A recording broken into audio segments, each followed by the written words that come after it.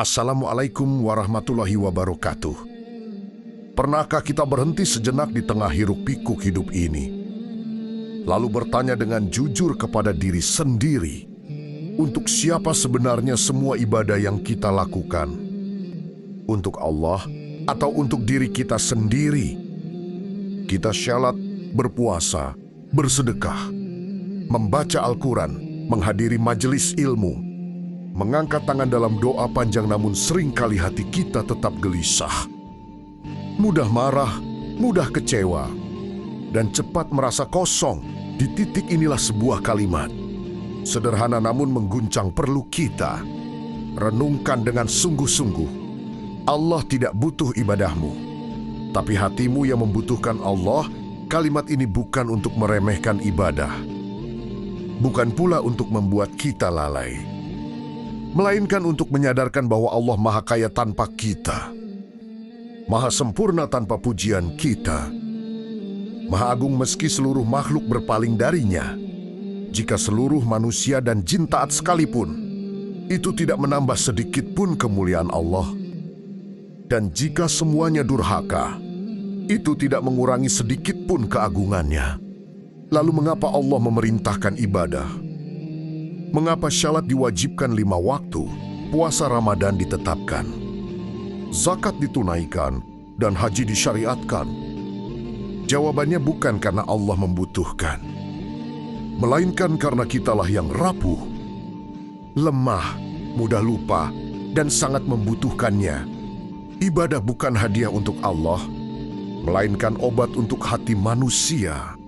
Namun seringkali kita terjebak pada rutinitas ibadah tanpa ruh, gerakan tanpa kehadiran hati, bacaan tanpa makna, doa tanpa rasa. Kita bangga pada banyaknya amal, tetapi lupa memeriksa keikhlasan. Kita sibuk menghitung pahala, tetapi jarang menimbang apakah hati kita benar-benar tunduk. Padahal di hadapan Allah, bukan banyaknya amal yang pertama kali dilihat, melainkan hati yang hidup, hati yang hancur di hadapannya, hati yang jujur mengakui kelemahan dan bergantung penuh kepada rahmat-Nya. Disinilah awal perenungan ini dimulai, bahwa ibadah sejati bukan sekadar apa yang tampak oleh manusia, tetapi apa yang dirasakan oleh hati ketika berdiri di hadapan Allah. Jika kita mau jujur, banyak dari kita beribadah karena kebiasaan, tekanan sosial, atau sekadar takut dinilai buruk oleh manusia. Kita syalat karena sejak kecil diajarkan, berpuasa karena semua orang melakukannya, bersedekah karena ingin dipuji dermawan, atau berdakwah karena ingin dianggap alim. Tidak salah secara lahir, tetapi berbahaya jika hati tidak dilibatkan. Allah tidak pernah membutuhkan gerakan syalat kita. Yang Allah kehendaki adalah hati yang tunduk dan sadar bahwa Ia sedang berbicara dengan Rob semesta alam. Syalat seharusnya menjadi tempat hati beristirahat, bukan sekadar kewajiban yang ingin segera diselesaikan. Puasa seharusnya melatih kejujuran dan pengendalian diri, bukan hanya menahan lapar sambil tetap memelihara amarah dan dengki.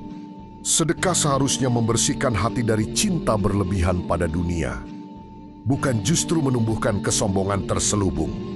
Ketika ibadah tidak lagi mengubah hati, maka ada yang perlu diperbaiki, bukan pada perintah Allah, tetapi pada cara kita mendekatinya.